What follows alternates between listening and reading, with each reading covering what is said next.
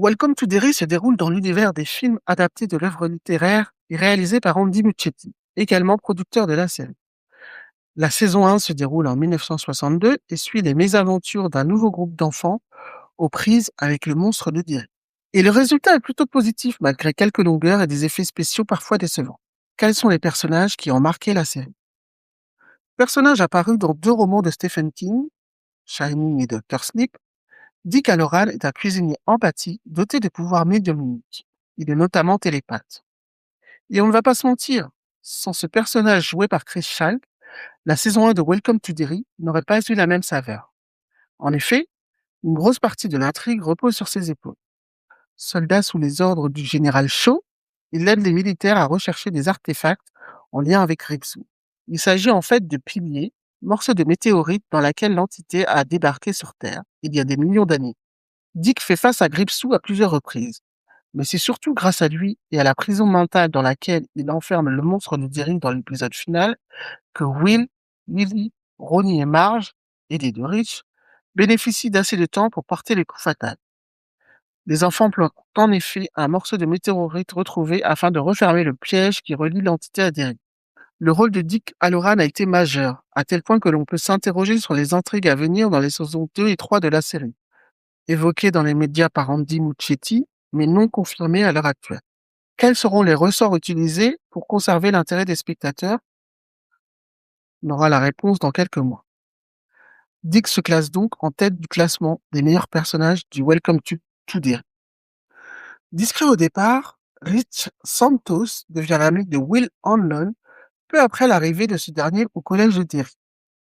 Optimiste, toujours positif, le jeune garçon est un pilier du groupe d'enfants qui enquête sur Pennywise. Il réussit à maintenir la cohésion de l'équipe à plusieurs reprises en leur rappelant l'importance d'être unis. La scène au cours de laquelle il se sacrifie pour sauver Marge, dans l'épisode 7, consacré à la tragédie de Black Spot, est poignante. Le personnage révèle une véritable noblesse du cœur et un courage exemplaire à un très jeune âge lorsque le drame se déroule. Son rôle est d'ailleurs déterminant dans la lutte contre Gripsou, puisque c'est lui qui apporte le coup de pouce final à ses amis lorsqu'ils doivent planter le dernier morceau de météorite retrouvé dans le sol. Son fantôme sort de l'ombre au cours d'une scène touchante. Le personnage adresse un magnifique doigt d'honneur entré dans la légende à Gripsou, au passage. Rich Santos est héroïque jusque dans la mort. C'est donc l'un des meilleurs persos de la série. Introduite dans l'épisode 3, Rose est tout d'abord l'amie de Francis Shaw, bien avant qu'il ne devienne général.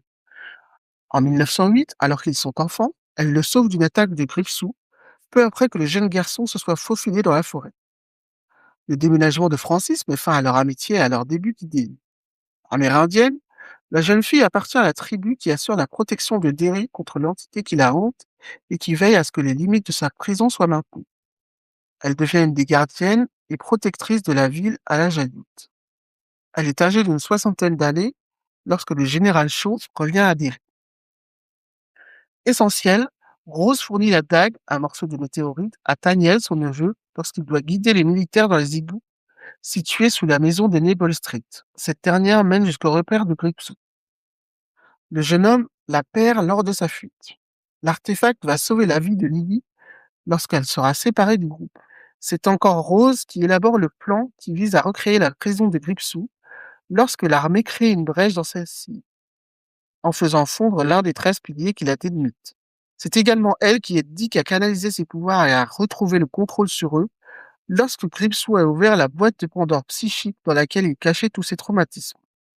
Il est en effet capable de voir les morts et était submergé par des visions de fantômes après cela. Rose lui fait ingérer une décoction à base d'écorce de Mathurin, en référence à l'entité bénéfique, antagoniste de Sade décrite dans le roman de Stephen King. Cet acte aura des conséquences directes sur la réussite du combat final contre l'entité, ce qui classe Rose dans le top 3 des meilleurs personnages de Welcome to Derry. Marge a pris de plus en plus d'importance au fil des épisodes. Elle rejoint le groupe d'enfants après l'attaque contre elle orchestrée par Gripsou. Elle noue rapidement un lien privilégié avec Rich, secrètement amoureux d'elle, au cours de leurs investigations. Après la mort de ce dernier, elle devient déterminée à éliminer Gripsou. Elle exprime cette volonté à l'aide d'une punchline marquante. Elle conduit d'ailleurs elle-même la camionnette du laitier retrouvée sur la route lorsque Ronnie, Lily et elle s'élancent pour sauver les enfants du collège enlevés par Gripsou dans l'épisode 8. Son rôle est d'autant plus important qu'elle s'avère être la mère de Richie Tosier, membre du club des ratés qui vient à bout du monstre de Derry dans le roman Ça. Et c'est Gripsou lui-même qui lui livre cette information lorsqu'il tente de l'éliminer dans l'épisode final de la saison 1.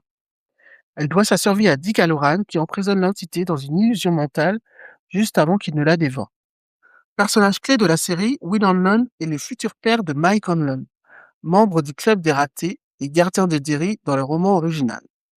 Interprété par Blake Cameron James, le jeune garçon est très intelligent.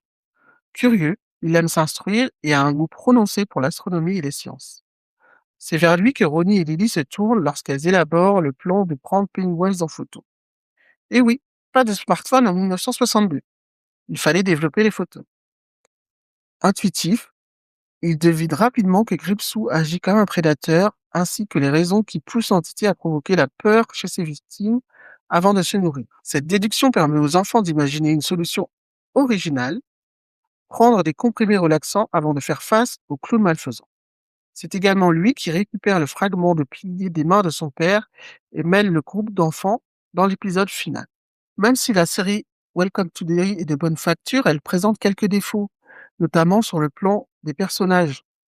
Initiatrice de la lutte contre Gripsou, Lily Bainbridge, interprétée par Clara Stack, préadolescente traumatisée par la mort accidentelle de son père, apparaissait comme une figure forte du groupe d'enfants.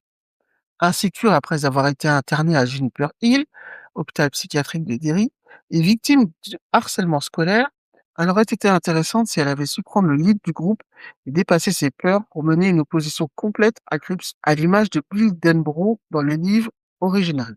Or, il n'en est rien. Elle est restée figée dans l'image de l'enfant souffrant de problèmes psychologiques qui l'accompagnent tout au long de la saison. Et bien qu'elle réussisse à transcender ses traumas à la fin de la série, un rôle non négligeable dans le combat contre l'entité, cette vision du personnage lui porte un peu préjudice en la faisant passer au second plan par rapport à ses acolytes. L'interprétation de Gripsou m'a également laissé perplexe. Bill Skarsgård a repris le rôle qu'il a assuré dans Ça 1 et 2, et s'il avait été convaincant dans les films, il l'est beaucoup moins dans la série, à mon sens.